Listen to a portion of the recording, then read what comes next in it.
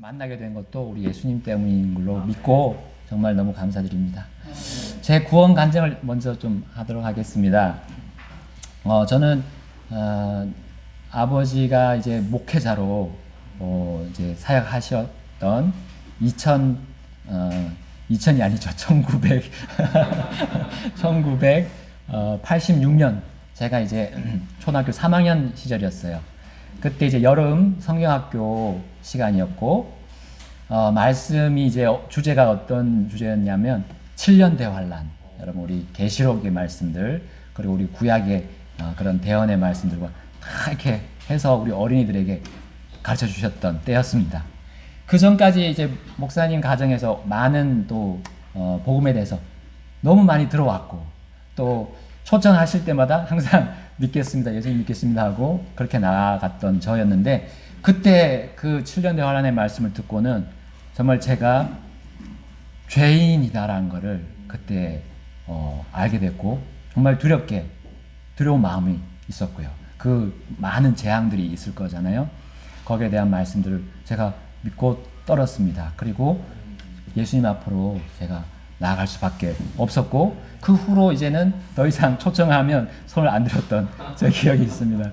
네, 확실하게 그때 확신을 주셨고, 주님이 저의 삶 속에 들어오셔서 인도해 주셨습니다. 그 한 달 뒤에 이제 제가 침례를 받고, 그 후에 계속 교회를 섬기도록 하나님께서 역사하셨고요. 그 교회 안에서 말씀을 배우고, 또 양육받고, 또 여러 가지 교회 안에서 일들을 겪으면서 힘들 때도 있었지만 예수님이 끝까지 말씀으로 붙잡아 주셔서 지금 이 시간까지 왔음을 여러분들에게 또 고백하고 또 하나님을 찬양합니다. 그런 가운데 제가 이제 그때도 캠프였어요. 여름 수련회 캠프를 통해서 하나님께서 저를 부르셨는데, 그때가 이제 제가 대학을 다 졸업하고 이제 진로에 대해서 고민하고 있을 때였습니다. 그때가 25살, 6살쯤 되었었는데, 그때 이제 말씀으로 또 하나님께서 저를 불러주셔서 전임 사역자로 제가 나아가도록 인도하셨고요. 이제 오늘 말씀에 쭉 이제 나오게 될 텐데, 제가 이제 영동교회에서 계속 그 사역자로 섬기다가 계속 섬길 줄 알았지만 하나님께서 특별한 계기를 통해서 저를 인도해 주셨거든요. 그거는 이제 말씀 전하면서 말씀을 드리겠습니다. 이제 강릉에 대한 것과 이제 강릉에 있는 믿음 심래교회에 대해서 잠깐 소개를 하자면요. 여러분, 소갈비를 긁어와라 라는 말 들어보셨어요? 소갈비를 긁어와라. 이 채로 긁어오라는 그런 말을 하는데, 어떻게 소갈비가 땅에 떨어져 있길래 긁어오라고 합니까?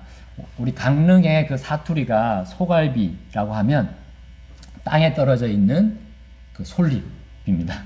예, 이제 말라서 땅에 떨어진 솔잎들이 있잖아요. 소나무 밑에. 그걸 이제 긁어오라는 의미가 바로 소갈비, 땅에 떨어져 있는 솔잎을 얘기합니다.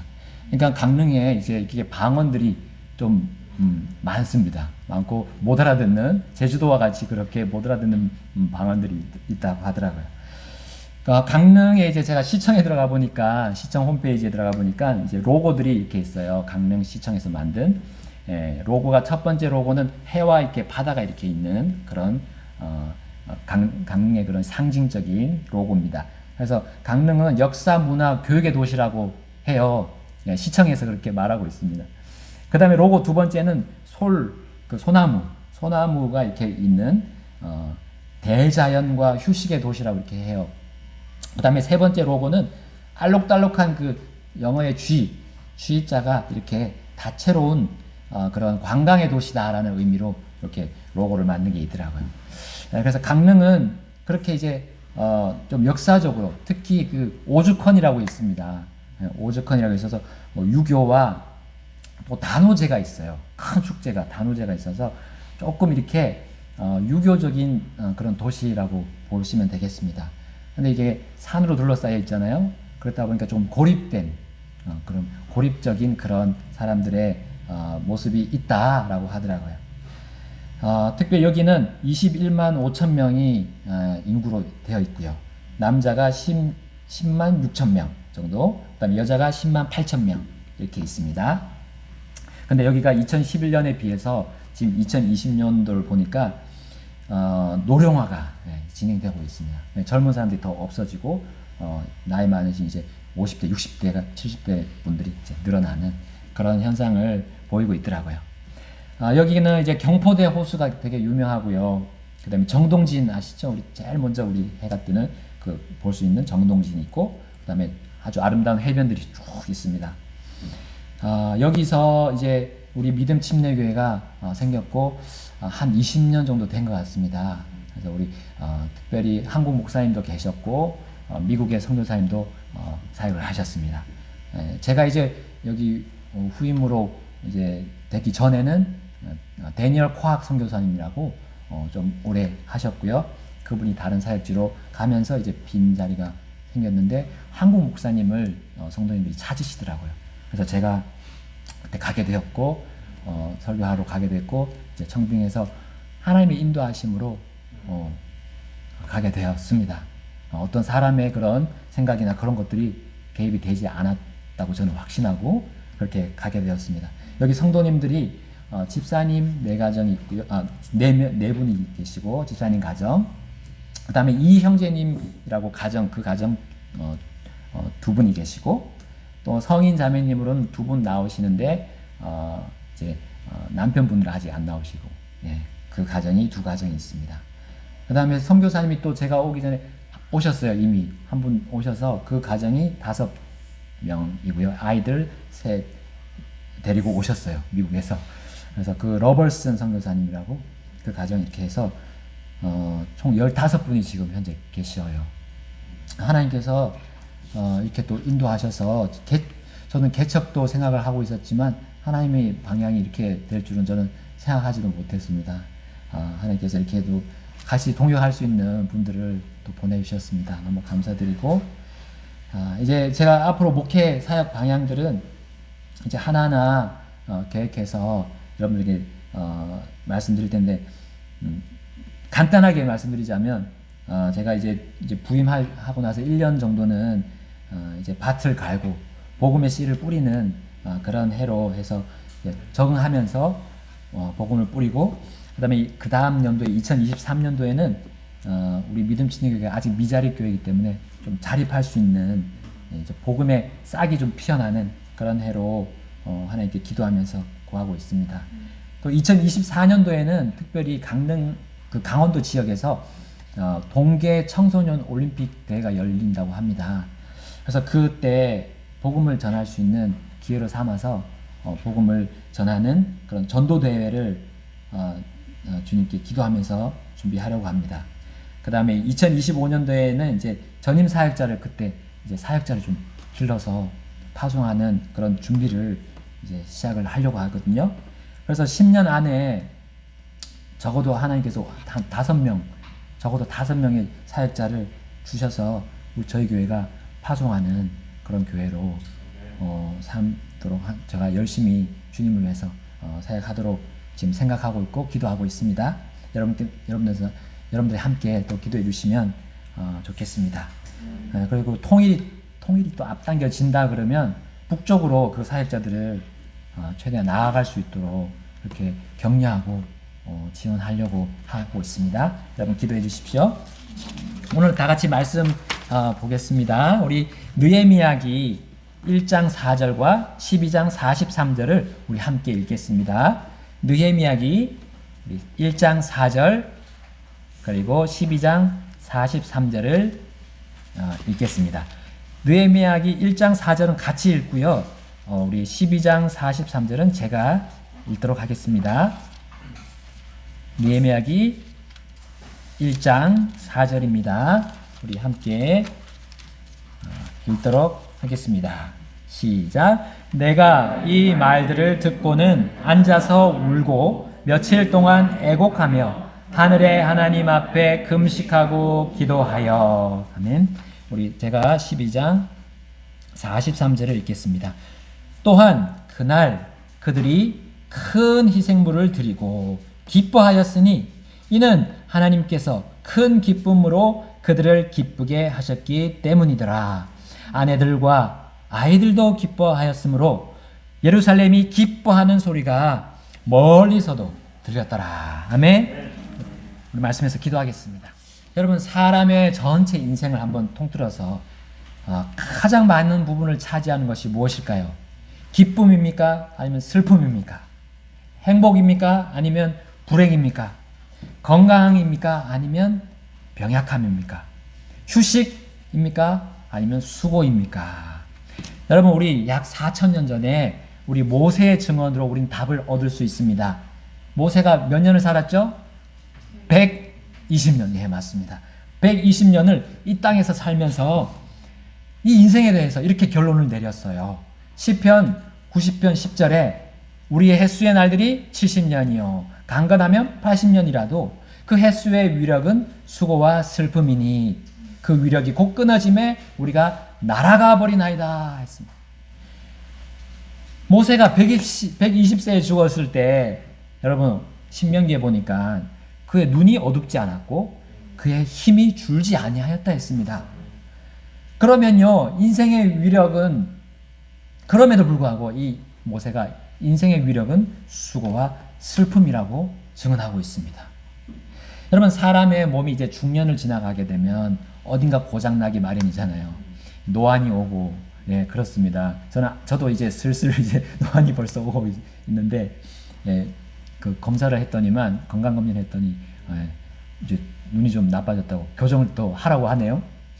자, 어딘가 고장이 나게 되어 있습니다. 사람들 각자가 약한 부분이 있고 그것이 닳게 되잖아요. 예, 저희 어머니 역시 그랬습니다. 지난 2014년쯤에 이제 심장이 이제 불규칙적으로 이렇게 뛰는 증상이 있었어요. 다행히 수술 안 해도 된다고 진단을 받으셨지만 그 이후에 심장의 이제 기능이 좀 점점 나빠지셨고 이제 심장약을 복용할 정도가 되셨습니다. 근데 그 심장약을 쓰면 이제 신장, 이 콩팥이 또 나빠진다네요. 그래서 콩팥도 조금 안 좋아지셨어요. 그러시다가 이제 제 딸 한나가 태어날 때 태어나기 3일 전에 어머니가 이제 뇌졸중이 오셔서 병원을 황급히 가게 되셨어요. 그래서 딸이 이제 태어날 때가 되니까 이걸 저한테 전달을 안 하셨어요. 이제 딸이 3일 뒤에 태어나고 제가 전화를 드리니까 지금 병원에 계신다는 거예요. 깜짝 놀랐죠. 근데 다행스럽게도 그때는 이제 증세가 깊지 않으셔서 이제 수술을 안 하셔도 될 정도였습니다. 그래서 이제 약을 조절해 가시면서 1년 6개월을 몸조리를 하시던 그 중에 지난 3년 전인 2018년 6월에 다시 뇌경색이 재발하셨어요. 저 어머니가 이제 5만 원짜리 이제 내장을 이렇게 두시고 이게 얼마인지 모르시는 거예요. 그 말씀을 이제 그 이야기를 제가 여동생한테 듣고는 전화로 이제 듣고는 제가 막 이제 마음이 완전 녹아버렸어요. 이게 무슨 일이냐 하면서 그 후에 저는 밤에 그 어머니께서 밤에는 항상 깨어 계셨고 낮에는 주무시는 그 반대 현상, 그런 증상이 한 달 이상 가졌어요. 이제 마치 1살 아기처럼 되셨던 거예요. 그때 이제 제 딸은 매일매일 쑥쑥쑥 크는 그런 상황이었는데 어머니는 정말 이제 점점점 아기가 되셨고 8월 이제 중반부터는 태아처럼 되셨어요. 계속 이제 주무시는 거예요. 거의 안 깨어나시고. 그 당시 저는 어머니가 이제 더 이상 깨어날 수 없을 수도 있겠구나 하는 생각에 제 마음이 한없이 짓눌렸습니다. 그 이전까지 이런 무거운 짐을 제가 져본 적이 없었던 것 같아요. 아까 초등학교 3학년에 제가 구원받을 때 그때 저를 짓눌렸던 그 죄의 짐, 그 죄의 짐을 벗은 이후에 성인이 된 이후로는 제가 그렇게 군대를 갔었어도 그렇게 큰 짐을 지지 않았었습니다. 그 시절에 제가 잠에서 꾸는 꿈은 항상 어머니가 깨어나셔서 이렇게 움직이시는 그런 꿈이었어요. 이제 병원에서 계속 약을 투여했는데도 깨어나시지 않는 거예요. 그때가 이제 8월쯤이었는데 교회가 이제 여름 캠프 시즌을 시작했죠. 그리고 저는 과거 이제 여름 캠프에서 전임 사역자로 이제 부름을 받았던 그때를 또 기억하면서 그 어려운 중에 있었지만 집중했습니다. 말씀에 집중하려고 굉장히 노력했습니다. 마치 컴퓨터나 기계처럼 이제 프로그램화 시키면 그대로 진행하잖아요. 이제 실행하면 그대로 진행하듯이 저는 무조건 반사처럼 그 무조건 반사 신경처럼 바로 주님 말씀에 초집중했습니다. 그때 말씀을 주신 것이 오늘 여러분과 제가 읽은 또 이제 보게 될 느헤미야 기였습니다. 제가 어머니를 향한 그 슬픔과 애곡이 이 느헤미야가 가진 슬픔과 애곡으로 하나님께서 바꿔주셨어요. 영적인 그 본능이랄까요? 하나님께서 이전과는 다르게 저를 이제 새롭게 부르고 계심을 저는 인지했습니다. 제가 온전하게 설명할 수는 없지만 우리 구원도 그렇잖아요. 우리가 구원 자체도 정말 온전하게 설명할 수는 없지만 내 마음 깊숙한 곳에 있는 그 제 영은 전임 사역자의 소명 때와는 다른 하나님의 부르심을 이게 점점점 느꼈습니다. 말씀을 들어가면서요. 저의 그 슬픔과 애곡은 느헤미야의 슬픔과 애곡과는 차원이 달랐습니다. 저는 개인적인 어머니에 대한 그런 못해드린 것에 대한 후회와 함께 겹친 그런 슬픔과 애곡이었다면 이 느헤미야는 민족들에 위한 다른 사람들을 위한 애곡이었고 슬픔이었기 때문입니다. 느헤미야기 우리 1장 1절 말씀부터 3절까지 보게 되면 그 내용이 쭉 나옵니다.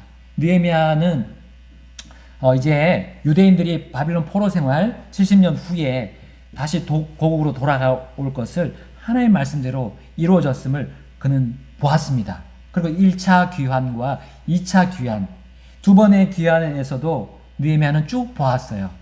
그러나 느헤미야는 어쩐 일인지 같이 가지 않았고 유다에서 온 그 자신의 형제 하나니와 또 어떤 사람들을 대했어요. 그들이 전하는 말을 들었어요.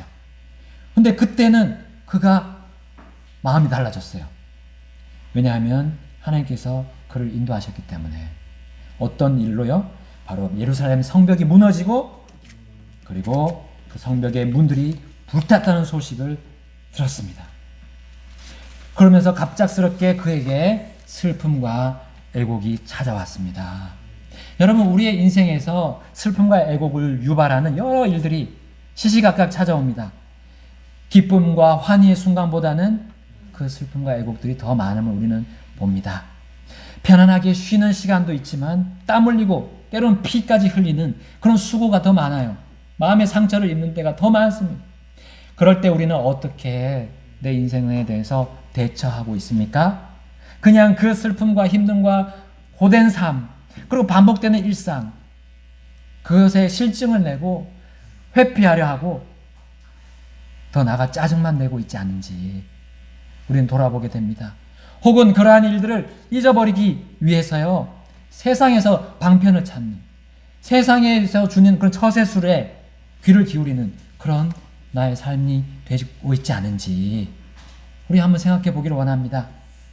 지금 이 코로나 시대가 과연 그러한 시대가 아닌가요? 이 정말 그 전보다, 코로나 이전보다 우리의 슬픔과 애곡과 우리의 수고와 고뇌가 더 커지고 있지 않은지, 그런 때가 더 온 것임은 분명한 것 같습니다. 내 안에서 뿐만 아니라 내 가족, 내 교회, 내 가정, 내 직장, 내 학교에서 우리 만나는 사람들 많잖아요.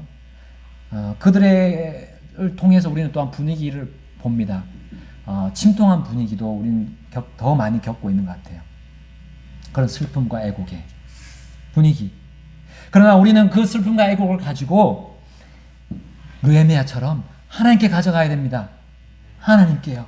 오직 그분께 먼저 우리는 나아가서 우리의 그 슬픔과 애곡을 토로해야 합니다. 부르짖어야 합니다. 왜 하나님의 자녀라면 우리가 그렇게 하지 못하겠습니까? 그 슬픔과 애곡을 가지고 우리는 하나님께 나아가야 합니다. 왜냐하면요, 우리가 하나님의 자녀라면 그 슬픔과 애곡은 우연이 아닙니다. 우연일 수가 없습니다. 그 가운데 하나님께서 살아계시고 역사하시기 때문입니다. 주님은 온 세상을 만드셨고요, 우리 사람도 만드셨습니다. 그리고 온 생물을 이 사람이 다스리게끔 하셨어요. 그러나 사람은 그렇지만 하나님 앞에서는 미약한 존재입니다. 수고와 슬픔이 그 인생의 위력임을 하나님은 너무나 잘 알고 계십니다. 그러므로 우리는 마치 어린아이처럼 하나님께 울면서 우리는 기도해야 할 때가 있음을 우리는 인정해야 합니다. 그리고 그분의 방편인 이 성경에 우리는 주목해야 합니다. 아멘. 우리 말씀 사랑 침례교회는 저는 이 이름이 너무나 좋습니다. 말씀 사랑하면 문제가 없습니다. 문제될 것도 아닙니다. 여러분, 이렇게 우리가 기도와 말씀에 전념하는 일은 사도들에게만의 특권이 아닙니다. 이제는요, 우리 하나님의 계시, 이 하나님의 말씀이 완성되어 있잖아요. 이제는 기도와 말씀에 전념하는 것은 우리의 특권이 되었습니다. 우리 모든 그리스도인들의 특권이 되었습니다. 성경을 그리스도인의 삶의 최종 권위이자 유일한 권위로 받는 사람이라면요, 그러합니다. 여러분, 이 세상은요, 하나님의 지배와 다스림을 받지 않도록 계속해서 우리를 공격하고 있잖아요. 우리 주위에서 우리를 유혹하고 있고 미혹하고 있습니다. 여러분, 그러나 우리는 그들과 다릅니다. 그 세상 불신자들의 그런 삶의 방식과 우리는 다른 삶의 방식을 성경에서 배우고 있습니다. 매주마다, 그리고 매일 수요일마다, 그리고 우리 각자의 말씀 묵상 시간마다 우리는 그렇게 배우고 있습니다. 그러니까요, 우리는 영적인 전투에서 실패하고 패배하고 가만히 앉아 있을 수가 없어요. 우리는 기도와 말씀으로 다시 우리의 삶을 정비하고 일으켜 세워야 합니다. 먼저 우리의 가정입니다. 그리고 우리의 교회를 위해서 우리는 느헤미야처럼 긍휼을 구합시다. 우리 느헤미야기 1장 4절부터 6절까지 우리 한 목소리를 읽겠는데요. 제가 4절, 5절 읽고 6절을 같이 읽겠습니다.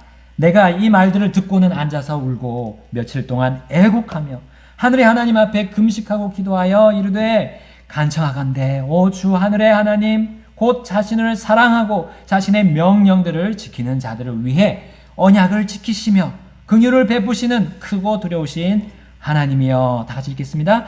이제 주께서는 귀를 기울이시고 눈을 여사 주의 종의 기도를 들으시옵소서. 내가 이제 주의 종 이스라엘 자손을 위해 주 앞에서 밤낮으로 기도하며 이스라엘 자손의 죄들을 자백하오니 우리가 주께 그 죄들을 지었나이다. 나와 내 아버지 집이 죄를 지었나이다. 아멘.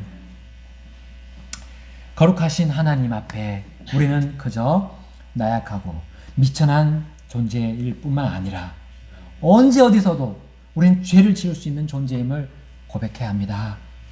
죄인의 겸손을 받으시고 긍휼을 주시기를 우리는 당부해야 합니다.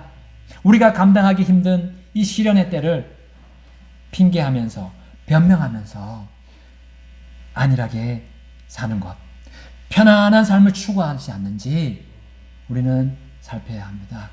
느헤미야가 이 같은 민족적인 그런 죄를 자백하기 전에 그는 먼저 자신의 죄, 자신의 잘못을 자백했다고 저는 확신합니다. 거기 보시게 되면 6절 마지막에 나와 내 아버지 집이 죄를 지었다 했습니다. 나 자신을 먼저 앞에 자신을 가지고 나갔던 겁니다. 그는 결코 바리새인과 같은 기도를 하지 않았어요. 저 죄 세리같이 되지 않게 해주신 거 하나님 감사합니다 했던 그 바리새인의 기도 그렇게 하지 않았습니다. 그는 자신에게 먼저 자신의 죄를 가지고 나갔던 겁니다. 우리의 가정, 우리의 교회 구성원이 각자가 죄를 그 죄에 대해서 주님께 자백할 수 있도록 먼저는 내 자신이 그렇게 하나님 앞에 머리를 조아리면서 나아가야 합니다. 여러분, 주님께 구하지 않고 주님의 말씀을 잊지 않는 그런 영적인 게으름 우린 통해야 합니다. 세상의 죄악들에 대해 수수방관하는 그런 자세에서 우리는 돌이켜야 합니다. 세상의 한 다리, 그리고 주님께 한 다리, 양다리를 걸치고 분리하지 않는 나의 잘못, 그거 우리 주님 앞에 슬피 울면서 애통해야 합니다. 주님은 바로 제가 그렇게 할 수 있도록 저의 어머니를 마치 갓난아기처럼 그 갓난아기의 상태로 돌리셨어요.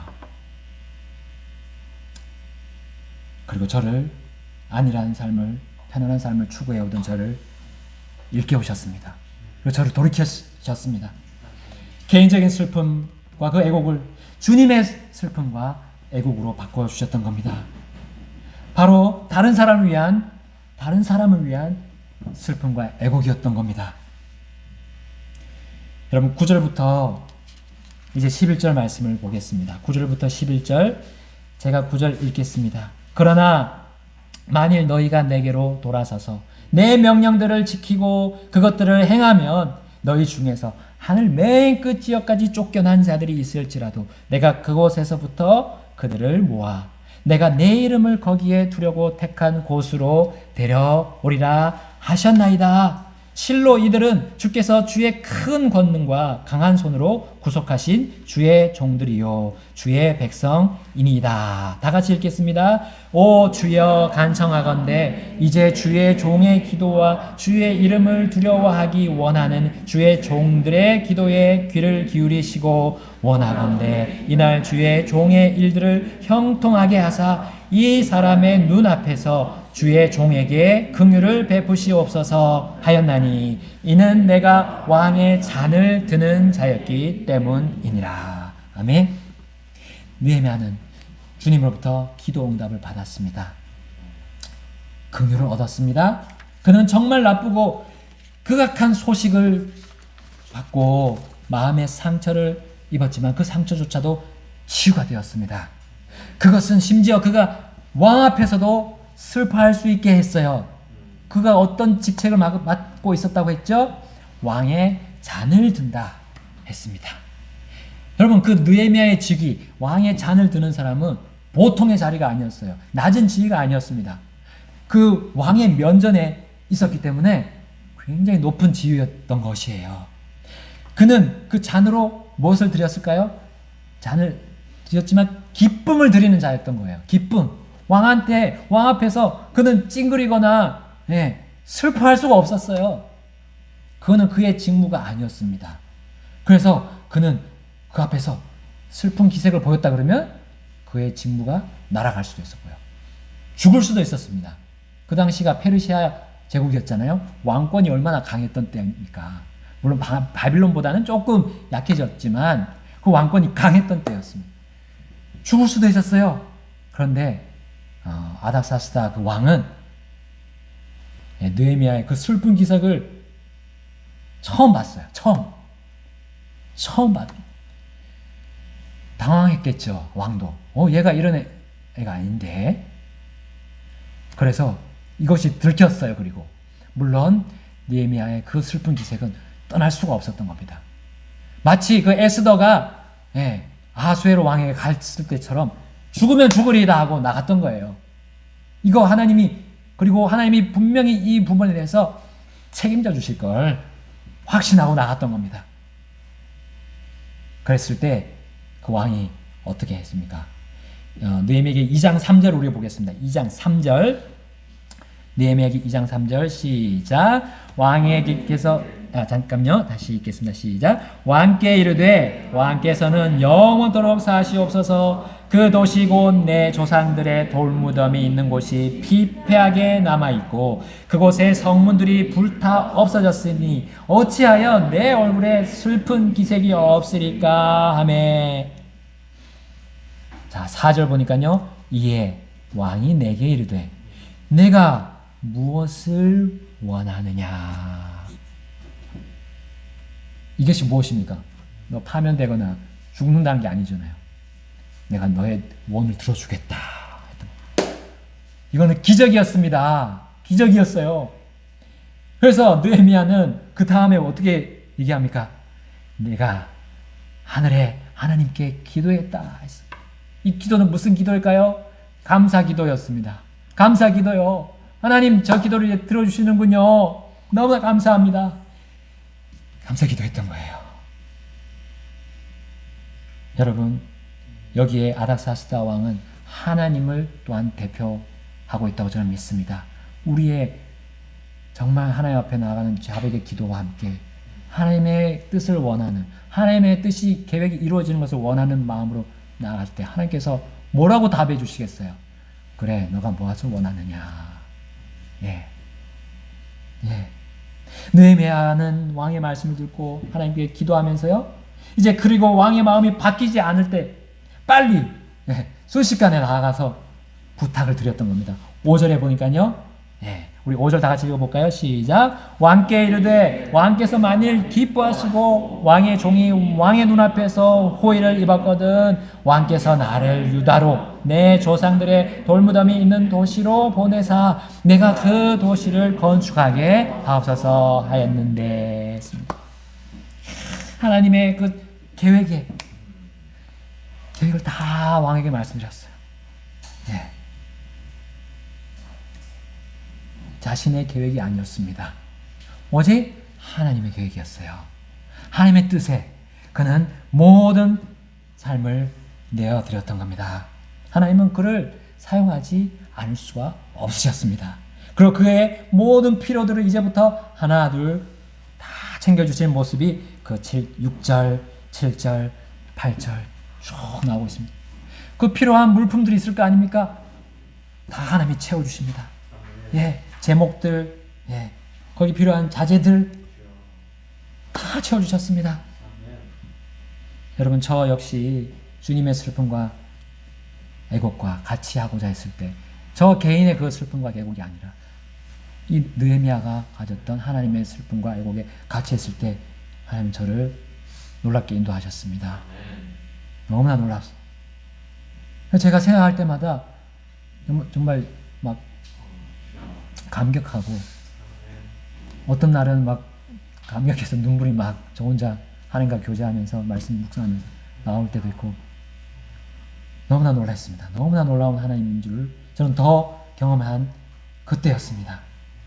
하나님께서 제가 무엇을 원하냐 물으실 때 저는 주님과 교제하면서 항상 말씀드린 게 이거였어요. 부족한 저를 주님의 교회를 세우고 복음을 전하는 도구가 되게 해 주십시오 하고 이것을요 제가 3년 동안 그 캠프 수련회를 기간과 그때부터 시작해서 지금까지의 3년 동안의 그런 대표적인 그냥 나오는 기도였어요. 다른 기도가 가장 우선이 될 수가 없었습니다. 왕은 그의 원함을 듣고 이제 성벽 건축과 성문 보수를 위한 모든 필요들을 채워주셨고요. 이제 거기 가는 길목에 또 적들의 위협이 있을 거 아닙니까? 호위대까지 붙여줬어요.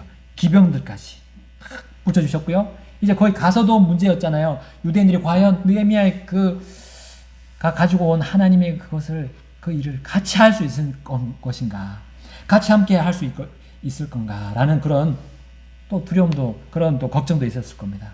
그런데 어떤 일이 있었습니까? 우리 느헤미야기 2장 17절 18절 우리 읽겠습니다. 17절은 제가 읽고 18절 같이 읽겠습니다. 그 뒤에 내가 그들에게 이르기를 우리가 당하고 있는 고난을 너희가 보고 있도다. 예루살렘이 피폐하게 남아있고 그곳에 성문들이 불탔으니 오라 우리가 예루살렘 성벽을 건축하여 다시는 치욕거리가 되지 말자 하고 다 같이 읽겠습니다. 그때에 내가 그들에게 내 위에 선하게 임하신 내 하나님의 손과 또한 왕이 내게 하신 말씀을 고하였더니 그들이 이르되 우리가 일어나 건축하자 하며 이렇게 그들이 자기 손을 강하게 하여 이 선한 일을 하려 하니라. 아멘. 아멘. 주님은 저는 개척으로 생각했어요. 근데 제 생각은 아니었습니다. 하나님이 딱 계획을 하고 계셨습니다.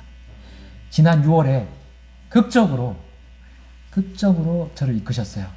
어디를 개척지로 가야 합니까? 기도하면서 누가 이렇게 주신 그 전국 지도, 우리나라 전국 지도를 펴놓고 여기입니까 하다가 이제 저쪽 평택 그 밑에 이제 좀 내려가면서 이제 아산이 있더라고요. 아산으로 가는 마음으로 이제 커져갔습니다. 커져가던 중에 6월에 목사님들을 통해서 소식을 받았습니다.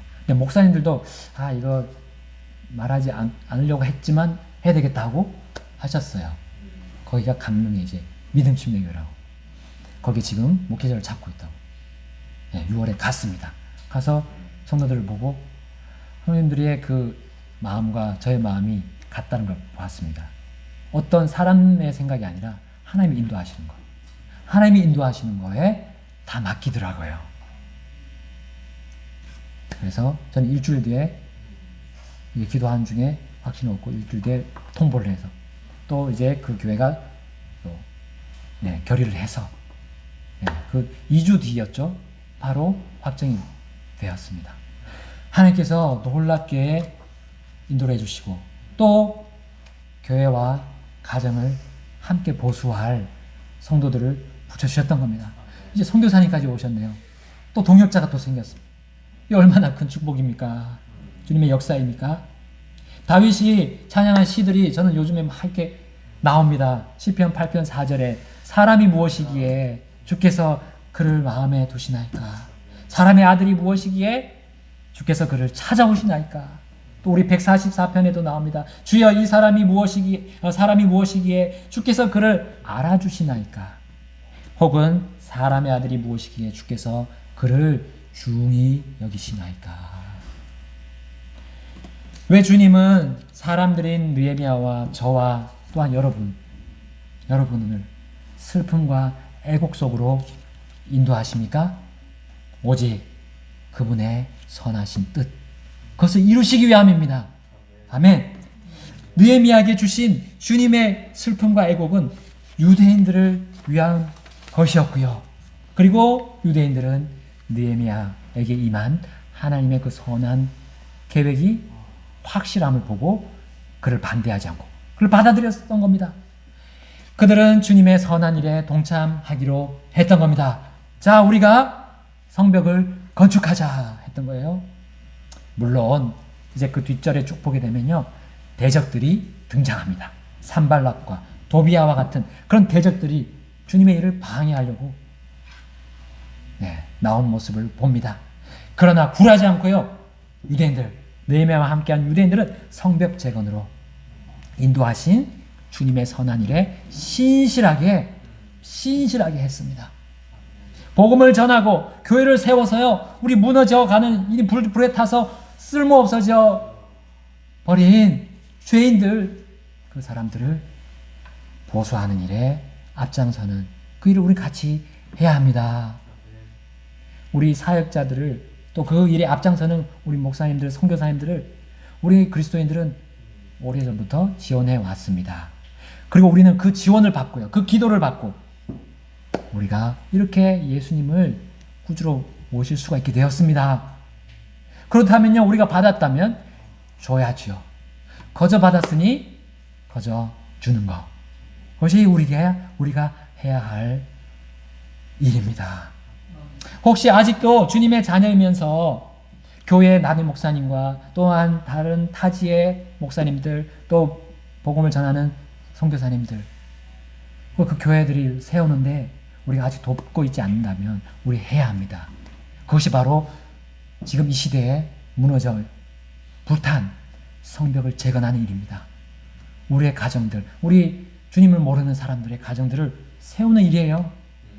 그리고 우리가 주님의 일을 할 수 있는 그 전초 기지가 교회 아닙니까? 이 일을 해서 모여서 같이 서로 돕고 서로 기도하면서 서로 사랑하는 이 교회를 우리가 지원하는 건 당연한 겁니다. 너무나 당연한 하나님의 우리에게 맡기신 사명입니다. 자, 우리 하나님이 주신 이 슬픔과 애곡이 이제는 어떻게 변하는지 느헤미야기 8장 9절 10절에 나옵니다. 우리 다 같이 가서 보시겠습니다. 하나님의 슬픔과 애곡은요, 결코 그 슬픔과 애곡으로 끝나지 않음을 우리는 분명히 확인할 수가 있습니다. 8장 9절입니다. 8장 9절 시작. 온 백성이 율법의 말씀들을 듣고 울므로 비르사다인 느헤미야와 제사장 겸 서기관인 에스라와 백성을 가르치는 레위 사람들이 온 백성에게 이르기를, 이날은 주 너희 하나님께 거룩한 날이니 애곡하지 말며 슬피우지 말라 하고 그때에 계속 읽겠습니다. 그때 그가 그들에게 이르기를 너희 길로 가서 기름진 것을 먹고 단 것을 마시며 아무것도 예비하지 못한 자들에게 일부를 보내라. 이날은 우리 주께 거룩한 날이니 너희는 슬퍼하지 말며 주의 기쁨이 너희의 힘이니라. 아멘. 아멘. 어떻게 됐습니까? 기쁨이 왔는데 주의 기쁨이 먼저 그들에게 임했던 겁니다. 주님의 기쁨. 그러니까 세상에 그런 짜릿하고 자극적이고 순식간에 오는 그런 기쁨이 아니라 주님의 기쁨이 그들에게 전달이 되었던 거예요. 그 전달되는 시간은 사람마다 조금 다른 것 같아요. 어쨌든 우리가 주님의 슬픔과 애곡에 같이 한다 그러면 반드시 주님의 기쁨이 우리에게 임할 겁니다. 그럼 우리는 그 기쁨을 가지고 놀라운 세상에 줄 수 없는 힘을 갖게 될 것입니다. 아멘. 이제 여러분 제가 초청하겠습니다. 우리가 일어나 건축하자. 우리가 일어나 건축하자. 우리 주님이 이렇게 부르짖고 계십니다. 그런데요, 잠깐만요, 하나님. 저보다 다른 사람을 먼저 가셔서 역사하셨으면 좋겠습니다. 하나님께서 제가 아닌 다른 사람, 느헤미야처럼 그렇게 다른 사람을 일어나게 하신다면 저도 이제 그 사람 보고 따라가겠어요. 그런데 이거는 아닙니다. 내가 주님의 자녀라면요, 주님과 나 사이에 집중해야 됩니다. 나 같은 사람이 여러분에게 이 선한 일을 맡긴 것이 아니라 오직, 그러니까 사람이 맡기신 거 아니잖아요. 오직 하나님께서 지금 우리 오늘 각자를 부르고 계신다는 거예요. 무너지고 불에 탄 우리의 영적인 일상을 다시 재건하라고 말씀하십니다. 그 상황에 관계없이요. 코로나 이 모든 상황에 관계없이 하나님은 슬픔과 애곡이 가득한 우리의 인생에서 자신의 자녀, 그 누구라도 이 위대한, 이 선하고 복된 일, 영원히 나쁜 일에 참여하기를 기뻐하시면서 초청하십니다. 먼저 지금 이 코로나 시대, 슬픔과 애곡이 더 커진 시대라 할지라도 우리는 하나님만을 신뢰하는 믿음의 기도를 드립시다. 우리의 모습들을 살피면서요. 그리고 주님의 말씀을 열심히 들읍시다. 순종합시다. 주님의 목소리에 부지런히 귀를 기울이고요. 사람들의 그저런 아우성이나 사람들의 불평이나 그 불만이나 하나님이 빠져있는 그런 의미 없는 말에 우리는 부지런히 듣지 말고요. 오직 내가 먼저 받은 이 복음의 말씀을 가지고 우리 잃어버린 사람들에게 나아갑시다. 잃어버린 양을 하나님께서 찾으러 가시잖아요. 슬피 울면서 씨를 뿌리는 자들에게 하나님 기쁨을 주신다고 시편에 약속하고 계십니다. 그러면 우리도 느헤미야처럼 그 슬픔과 애곡이 기쁨과 환희로 바뀌는 것을 경험할 것으로 믿습니다. 해결되지 않았던 내 삶의 문제들도, 삶의 피로들, 엉켜버린 실처럼 도저히 풀 수 없을 것 같았던 인간관계, 그런 것도 또한 과거의 일들까지도 싹 해결되는 것도 우리는 경험하게 될 것입니다. 여러분, 목포 말씀 사랑 침례교회와 강릉 믿음 침례교회가 대각선으로 이렇게 떨어져 있더라고요. 아주 멀지만 우리는 거기서 각자가 주님을 섬길 것입니다. 계속 섬길 것입니다. 신실하게요. 주님은 이 두 교회가 주님이 이 시대에 주신 슬픔과 애곡에 참여하기를 원하시고 기뻐하십니다. 아멘. 또한 그것들을 기쁨과 환희로 바뀌어주실 것을 확신합니다. 이제 주님이 공중으로 불러오실 그날까지 우리 모두가 그날에는 우리가 하나가 될 것을 믿습니다. 더 이상 멀리 떠나지 않고요. 그날까지 우리는 주님의 선한 일을 이루었다는 기쁘고 반가운 소식을 서로 같이 전하면서 서로 주님을 찬양하고 높이기를 간절히 바랍니다. 오직 주님의 그 선한 일이 이루어졌음을 기뻐하면서 우리 같이 찬양 드릴 수 있기를 기도합니다. 다 같이 우리 기도하시겠습니다.